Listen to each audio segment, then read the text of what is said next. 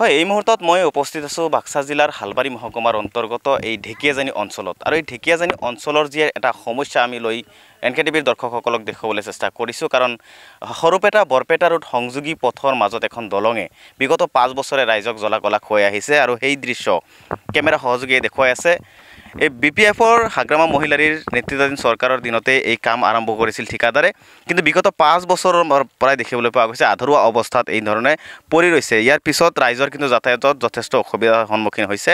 এখন টুলুঙা নাৱেৰে তেওঁলোকে যাতায়াত কৰিবলগীয়া হয়। প্ৰতিদিনে ৰাতিপুৱা হ'লে স্কুলীয়া ছাত্ৰ ছাত্ৰীসকলে একমাত্ৰ নাৱেৰে পাৰাপাৰ হৈ তেওঁলোকে বৰপেটা ৰোডৰ বিভিন্ন কলেজত যাবলগীয়া হয়।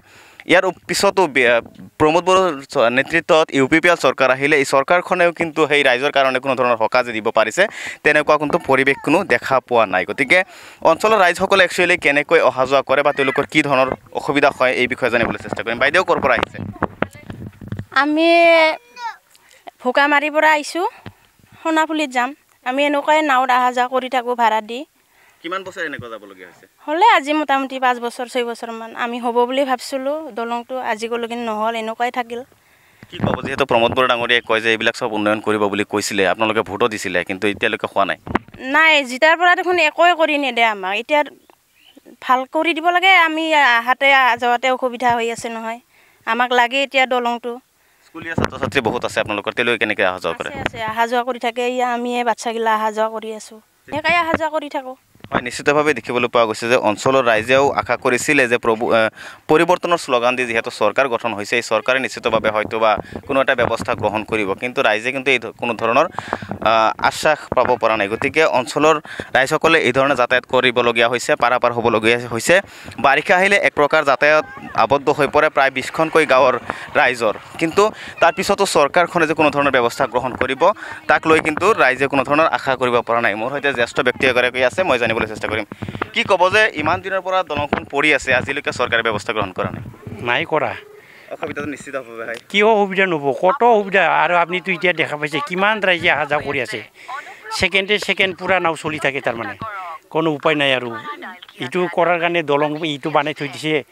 আজি মোটামুটি 2-3 বছৰ হৈ গ'ল, আজিলৈকে কোনো সম্পূৰ্ণ নহ'লে। এইবাৰ যে পৰিয়ে থাকিল। আৰু কি কিবা গম পায়নে কিয় এনেকৈ পৰি থাকিলে বা চৰকাৰে কোনো ব্যৱস্থা নকৰিলে? আৰু এইটো কিয়, আমিতো একো নহয় না, আমিতো আৰু বাহিৰত ঘূৰি কিবা নুফুৰোঁ না, সেইকাৰণে একো জানা নাই। আৰু আমি গতিকে আমি ভাবছিলোঁ তাৰমানে কৰিছে, হ'বই আৰু চিন্তা নাই।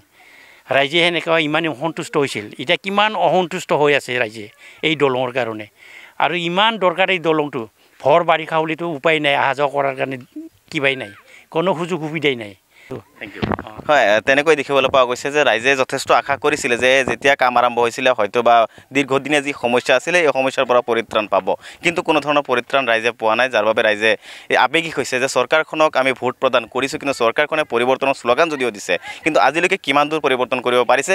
কাৰণ এইকাৰণে কৈছোঁ যে মথনগুৰি আৰু শালবাৰী সমষ্টিৰ বিভিন্ন প্ৰান্তত প্ৰায় 5খনকৈ ব্ৰিজ একেই অৱস্থাত পৰি ৰৈছে। বিগত 5 বছৰে সেই ব্ৰিজখিনি কিয় এই অৱস্থাত পৰি ৰৈছে বা সেই ব্ৰিজখনৰ কাৰণে কিবা ব্যৱস্থা চৰকাৰে গ্ৰহণ কৰিব নেকি, এই কাৰণে বা এই বিষয়ত কোনো ধৰণৰ ব্যৱস্থা কিন্তু চৰকাৰে গ্ৰহণ কৰা স্থানীয় ৰাইজে প্ৰত্যক্ষ কৰা নাই।